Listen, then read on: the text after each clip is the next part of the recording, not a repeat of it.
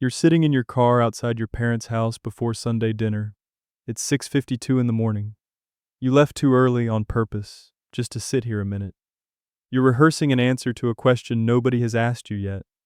How's work going, Dane? That's white polish. That's all it takes. That's the whole trap. 10 years ago, you would have just answered. You would have told them the number, the raise, the bonus, all of it. Because back then the number was small enough that nobody wanted anything from it. You were 24. Your first real paycheck came out to $918 every 2 weeks after taxes, working the floor at a logistics warehouse outside Columbus. $34,000 a year. Not much, but it was yours, and you told everyone. Your mother framed it as a milestone. Your father asked what your 401k match was, and you didn't know, and he laughed, not unkindly, and told you to go find out. You did. 3% match. You put in 3%. Nobody in your family thought about it again for 2 years. There was student loan debt back then too, 19,000 of it, sitting at 6.5%. And you told your family about that as freely as you told them about the paycheck. Your mother worried about it out loud at every dinner for a year. Your father did the math on a napkin once, showing you that an extra $140 a month would clear it 4 years faster. You listened. You didn't do it. Not yet. But you listened, and it felt good, being worried about together, being a project the whole family had a stake in. Your first apartment back then cost $490 a month, split with a roommate named Curtis who worked at the same warehouse. You compared pay stubs openly, the two of you, sitting on a second-hand couch, laughing about how far a dollar didn't go. There was nothing to protect yet, nothing anyone would want from either of you. Money at 24 was just a number you could say out loud without consequence, and you didn't know yet that this would ever change. Then you changed jobs. 29 now, dispatch coordinator for a regional freight company, $52,000 a year. And this time, when your brother Marcus asked what you were making, you told him without thinking twice. That's what you did back then. You told people things. Marcus was between jobs at the time. He didn't say much when you told him the number. He just nodded and changed the subject to something about the Bengals, and you didn't think anything of it. Not until 6 weeks later, when he called asking if you could float him something until his unemployment kicked back in. You did. $600. He paid back $400 of it. Eventually, over about a year, in increments that always seemed to arrive right before a holiday, like a kind of penance. 100 before Christmas, another 100 before your birthday, the last 200 just disappearing into the space where a debt stops being tracked by either person. Now here's where it gets interesting. Can you guess what happens next? It doesn't stop at $600. It never does. By 31, you'd moved into operations management, $71,000 a year, plus a bonus structure that actually paid out. $11,000 extra that January. The best January of your working life. And because you still hadn't learned anything yet, you told your mother the exact number over dinner, watching her face do the math in real time. That was also the year you finally opened the high-yield savings account your coworker had been talking about for months. 4.4% on $8,000 you'd been letting sit in a checking account, earning nothing. That is roughly $352 a year, just for moving money from one account to another. Money that had been sitting uncollected the entire time you didn't know the account existed. 2 weeks after the dinner, your Aunt Denise called. Not your mother, your aunt, who you saw twice a year at most, who somehow already knew the number before you'd said a word to her. She needed $800 for a car repair. She'd pay it back in March. It was October. You said yes. You always said yes back then, because saying no felt like admitting something ugly about yourself, and the $800 felt smaller than that feeling. March came. No payment. You never brought it up. Neither did she. April came, and your mother mentioned, almost in passing, that your cousin Devin had just bought a truck, and wasn't that nice. And didn't you think you could help him look at financing options sometime, since you were good with that kind of thing now? Most people stop here. The ones who don't are the ones who actually change things. The Devin comparisons kept coming after that, every few months, and you noticed something strange about them. Your mother never asked you for anything directly. She just mentioned things. Devin's new truck, Devin's girlfriend's tuition, Devin's landlord raising the rent to $1,400 a month.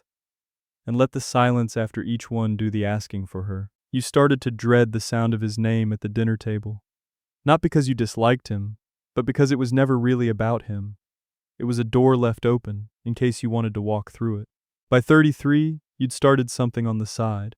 A small consulting arrangement doing logistics contract work for 2 companies who'd both tried to poach you outright and settled for renting your Saturdays instead. Another $22,000 a year, sitting quietly on top of the 71.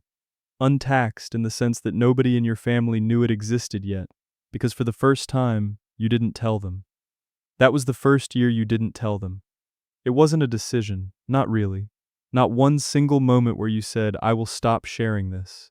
It was smaller than that. It was the memory of $800 that never came back in March. It was watching your mother's face do arithmetic she had no right to be doing at a dinner table. It was Marcus, 3 Sundays later, just mentioning, casually, like weather, that he'd heard you were doing pretty well now. You said, it's fine, and changed the subject to something about the Bengals, the same way he had, years earlier, when the number had gone the other direction. Compare that to someone who did it differently. Same income, completely different result. Your coworker James told his whole extended family every raise he ever got, every bonus, every promotion. Right up until the year he needed help himself, after a divorce ate through his savings in about 14 months. He'd loaned his sister $9,000 for a kitchen renovation 2 years earlier, never saw a dollar of it back. When his own world came apart, he asked her first, out of habit more than hope, and she told him she just didn't have it right now. Nobody offered him anything. Not one person. Because somewhere in year 6 or 7, the sharing had turned into an expectation. And expectations don't come back around when you're the one who needs them. You did the math on James once, quietly, out of a kind of morbid curiosity. Between the wedding he half-funded for a nephew, the $9,000 for his sister's kitchen, and a handful of smaller amounts that never got repaid, he'd handed out somewhere close to $26,000 over about 9 years. Invested instead, at even a modest return, that money would have covered most of what he needed during the divorce without asking anyone for a dime. He knows that now. He's never said it out loud, but you can see it on his face sometimes, at the exact moment somebody at the office mentions a bonus. You didn't want to be James. You didn't decide that consciously either. It just settled into you, the way most real decisions do. Not as a choice, but as a residue from everything that came before it. By 36, the consulting had turned into something bigger. You'd started your own small logistics brokerage, 3 employees, working out of a converted garage for the first 8 months because the office lease would have eaten the margin. First year revenue, $190,000. First year profit, after everything, $51,000, on top of the salary you were still drawing from your day job, which you hadn't quit yet, because quitting felt like tempting something you didn't have a name for. That same year you maxed a Roth IRA for the first time. $7,000, gone in before April, sitting in an index fund tracking the S&P 500, which has averaged something like 10.5% a year across most long stretches of history. You didn't tell anyone that either. Not because it was a secret exactly. Because nobody had asked, and you'd stopped volunteering. By 39, the brokerage had grown to 7 employees and revenue past $600,000, and you'd finally quit the day job. A decision that took you 4 months to actually make, even after the numbers had made the case for a year. You remember calling your mother to tell her, and how the first thing she asked wasn't about the business at all. It was whether you still had health insurance figured out. That question, more than any dollar amount, was the version of care you actually wanted from her. And you realized in that moment that some of what you'd been protecting yourself from wasn't really about her. It was about the version of these conversations you'd learned to expect, layered over the ones that were actually happening. Your father found out about the business almost by accident. A mutual friend mentioned it at a cookout, thinking it was common knowledge. Your father called you that night. Not angry.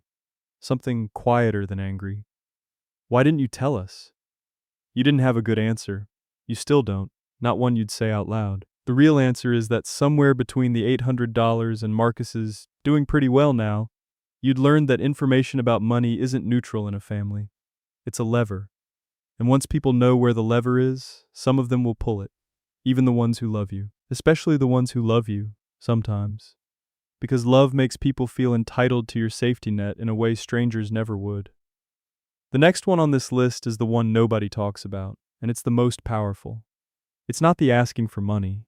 It's what happens to the relationship after you say no once. You said no to your cousin Angela at 38. She wanted $11,000. Not a loan, an investment, she called it, in a friend's real estate flip that never got permits and never got finished. You said no. Not, let me think about it, no. She didn't speak to you for 4 months. When she came back around, it was like nothing happened. And you let it be like nothing happened.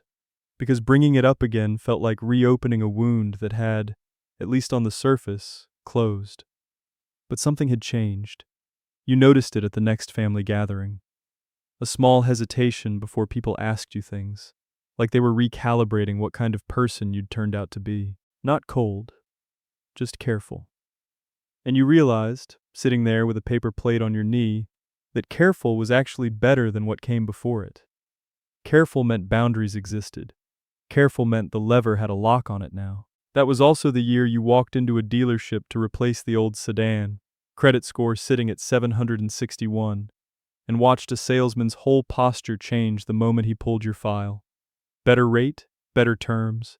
A finance manager who called you sir without a hint of irony. You mentioned it once at dinner, offhand, and your mother's eyes did that same arithmetic they always did. Not malicious, just automatic, the way some people can't help counting the exits in a room. You noticed the calculation happening and, for the first time, you didn't fill in the blank for her. You let the silence sit there instead, unresolved, and it felt like the first brick of something sturdier than you'd had before. That year you married Rachel, and something shifted that had nothing to do with your parents or your siblings at all. With her, the numbers weren't a lever. They were just facts you both looked at together on a Sunday night, spreadsheets open, deciding things. How much into the business, how much into the market, how much sat in cash for the slow months. It was the opposite of every conversation you'd had with your own family about money for the last 14 years. Nobody was owed an explanation. Nobody was keeping score. It was just true, and shared, on purpose, with the one person who'd earned it. By 41, your net worth crossed $340,000. Home equity, the brokerage, a retirement account you'd been dumping the max into since you were 32, and a brokerage account, the investing kind, that had quietly compounded through 2 rough years and 1 very good one. You didn't announce it. You didn't announce anything anymore. Your mother still didn't know the business had grown past 4 employees. Marcus still thought you worked in shipping or something. That gap between what your family believed about your life and what was actually true used to feel like a lie you were telling. Somewhere around 42, it started feeling like something else. Privacy. A room in the house that not everyone gets a key to. Not because you don't love them, but because some rooms just aren't communal. And money, it turns out, is one of them. Most people stop here. The ones who don't are the ones who actually change things. There was a Thanksgiving, 2 years ago, when your father asked directly, not fishing, not through a cousin, just asked, "Are you doing all right, financially? You seem like you're doing all right." And you said yes, you were doing all right. And that was the whole answer. And for the first time in your life, that felt like enough. Not evasive, not cold, just complete. He didn't need the number. He needed to know you were okay. And you told him the truth about that part. He nodded and passed the potatoes. And nobody at that table knew that all right covered a business worth a serious valuation on paper someday, if the acquisition talks that started in March ever go anywhere. Nobody needed to know that. Not because they don't deserve honesty. Because the honesty they need from you isn't a spreadsheet. It's just, are you okay? Yes, that's true. That's all of it, that's theirs. Now here's where it gets interesting. Can you guess what happens next? Nothing dramatic. That's the part nobody expects. There's no blow-up, no confrontation where you finally explain yourself. The silence just becomes the new normal. The way a scar becomes part of your skin instead of something you notice every morning in the mirror. You still see your family every few weeks. Marcus still calls sometimes, and sometimes it's about money, and sometimes it's just to talk about the Bengals. And you've gotten better at knowing the difference in the first 4 seconds of the call, the way you can tell weather is changing before the rain actually starts. Last spring he asked for $4,000 toward a down payment on a used truck. You said you couldn't this time. He said he understood. You're still not sure he did, but he came to dinner the following Sunday anyway, and that told you more than the words did. You've thought a lot about why that mattered so much. The showing up, more than the understanding. Words are easy at a moment like that. Nobody wants to be the villain in their own story, so of course he said he understood. But dinner the following week, sitting across from you like nothing had shifted, that was the part that couldn't be faked. That was the part that told you the relationship had survived the no, which is really the only test that ever mattered. Your Aunt Denise never paid back the $800. You stopped thinking about it around year 3. Not because you forgave it, exactly. More because you realized the $800 had already done its job. It had taught you something that no amount of money could have bought any other way, which is that generosity without boundaries isn't generosity. It's just exposure. There's a version of this story where you resent all of them, where the years of being asked, being assumed upon, being quietly recalibrated by your own family curdle into something bitter. That's not quite what happened. What happened is smaller and stranger than resentment. You just got quiet. You kept loving them the same amount. You just stopped handing them the ledger. The next one on this list is the one nobody talks about, and it's the most powerful. The loneliness that comes with it. Because here's the part the story doesn't usually tell you. The silence protects you, and it also isolates you, a little, from the people you'd most want to celebrate with. Nobody threw you a party when the brokerage crossed $500,000 in annual revenue. Nobody knew to. You told Rachel. You told nobody else. You sat in your car in the driveway for 11 minutes that night, alone, letting it be quiet, letting it be yours, before you went inside and made dinner like it was any other Tuesday. That's the trade. Not a bad one, just a real one, and nobody warns you about it in advance. That the same silence that keeps the levers out of other people's hands also keeps some of your best moments out of the room entirely. You've thought about this more than you'd admit to anyone at that dinner table. Whether the version of you at 24, the one who told everyone everything, was happier than the version of you now, who tells almost no one anything. You don't think happier is the right word. Steadier, maybe. Less exposed. A little more alone in the good moments, and a lot less exposed in the bad ones. Sometimes you wonder what your kids will do, years from now, when the same question comes for them. Whether they'll tell everyone everything the way you did at 24, and learn the same lessons the same slow, expensive way, or whether you'll find some way to hand them the shortcut without handing them the cynicism that came with it. You haven't figured that part out yet. You're not sure anyone really does. Maybe the lesson isn't something you can hand someone in advance. Maybe it only sticks after the first $800 that never comes back. You're sitting in your car again, right now, this Sunday, same driveway, 10 years later. Your phone buzzes. Marcus, asking if you're coming in soon. Dinner's almost ready. You will. In a minute. Someone's going to ask how work is going. You already know your answer. It's fine. Busy, but fine. True and complete. And yours. Nobody at that table is going to get the real number tonight. And for the first time in a long time, that doesn't feel like something you're hiding. It just feels like something you finally learned how to keep.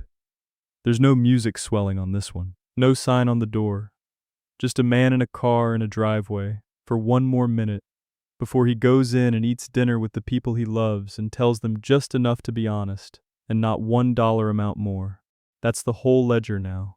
Not hidden, not erased, just finally, quietly, yours alone to keep.